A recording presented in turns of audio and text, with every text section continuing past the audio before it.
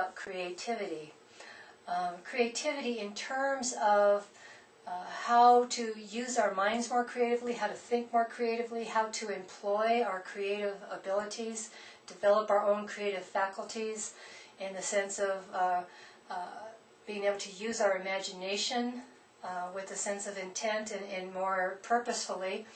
And I picked this piece right here because to illustrate, I figured the best way to talk about creativity is to use a creative body of work as the creative mediums, or the communicative medium, so to speak. But this piece is called Creative Transformations. And I believe that this is a very good metaphor for kind of like the times that we're in, or where we're at in our own evolution, and where we're at a global level with all the major world changes going on right now, and with the whole theme of 2012 and spiritual awakening and ascension and moving to higher dimensions, and one whole world age coming to an end, which is going to birth another one.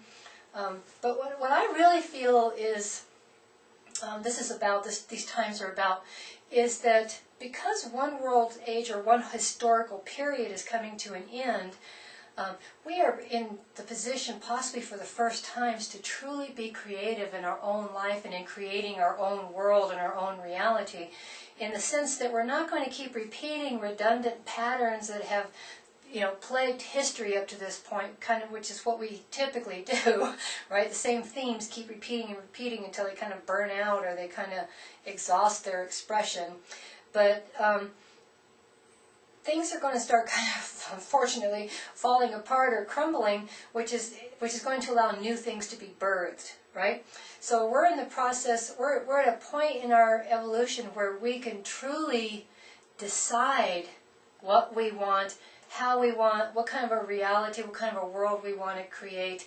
And if we have well-developed creative abilities, we can more fully participate in the transformation that's taking place and help influence it and maybe guide it and be a part of it, form a cooperative effort in creating it, rather than kind of sitting back clueless and letting it haphazardly get thrown on us.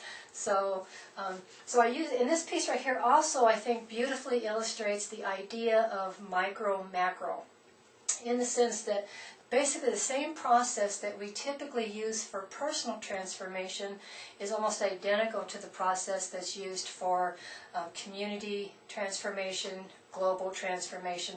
Just like the same process that's used, the same creative process that's used to create one painting is used to create all paintings, right? The process is basically the same. It's just a question of what application or what unique person is actually using that process to produce a piece of artwork. So, and the other thing about art that makes it an exceptional communicative medium is that it utilizes the universal language of symbology, images, pictures, colors, themes, moods, qualities, attributes. In music we have tones, rhythms, progressions, but it communicates in a universal language that transcends all cultural or language barriers. And anybody that's looking at a certain set of symbolic images will perceive a theme in those images and be able to form a kind of like a common story or a unique story out of a common theme. So I wanted to give just a basic interpretation of some of the symbolic imagery, just to kind of train the mind on how to be able to take an actual literal physical object and form a new interpretation of it, or be able to look at material reality and interpret it to give it meaning, or to be able to identify underlying themes in our common reality. And of course, this piece represents transformation that takes place by changing our inner core. We have the earth, which can be thought of as our model of the world, our representation of our physical reality, as well as our personal model, our model of other people, our model of the world itself, as well as the global community or global transformation.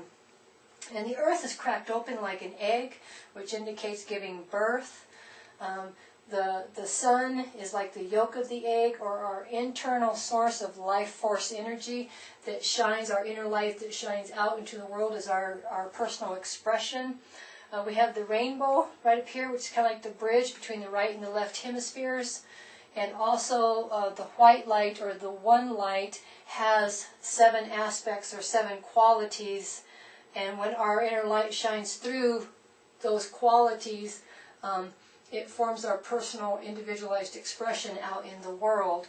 And of course the waterfall indicates that our life source rises up from within and flows out like an inner well and kind of flows over, shaping our landscape. The world is sitting in a lotus blossom. And the lotus blossom is representative of the fact that life goes through stages. It's kind of an unfolding or a sequential process of constantly moving through different stages or different phases of life as part of becoming, or part of like an evolutionary process.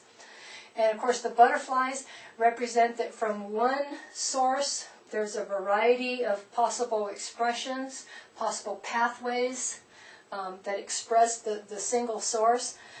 There's also 13 butterflies. Some people may not recognize that. 13, of course, is the number of death. And death is the ultimate symbol of transformation, because as one thing dies, it provides the substance that gives birth to another thing. Or in our world situation, kind of like it is now, we can't build brand new realities off of old foundations. So that's why you're going to see a lot of things begin falling away, crumbling, ending, so to speak, because that is necessary in order for something else, something brand new, to be birthed. And I think we're at a point in our history where I think part of the real significance to this time in our evolution is that what we mean by transformation is that the ending of one world age and the beginning of a brand new world age is that the historic patterning, or the historic patterns that we have repeated over and over and over to create our current reality, are going to fall away and end. That's going to put us in a position for the first time in our life, but first time in known history, to truly be in a position of creativity, to truly be in a position where we can decide and participate and use our mind and our emotions and our human will in ways that influences and ushers in the type of reality that we want to live in, and that we co-create as a kind of a global community that opens it up to all kinds of brand new possibilities that we have never contemplated in the past. So anyway, I think the way to look at the current situation isn't all the doom and gloom and awfulness that's being, to just see that as just a necessary part of the process for transformation. We don't want that stuff anymore. That stuff has to go away in order for us to be able to give birth to a brand new idea, one that's going to nurture us and fulfill us and create, kind of heal nature, heal the human soul, and create a brand new way of living in a way that will bring a brand new reality to at a global level. So, but anyway, learn to use your imagination to see the underlying nature of the appearance of things by learning to interpret what we call actual life or literal life in more of a symbolic quality, and that will allow you to see a brand new idea that is inherent or exists directly underneath the physical experience. So, and have fun with it, enjoy it, because when we start really exercising our creativity, it's very nice. It's very fun to do, right?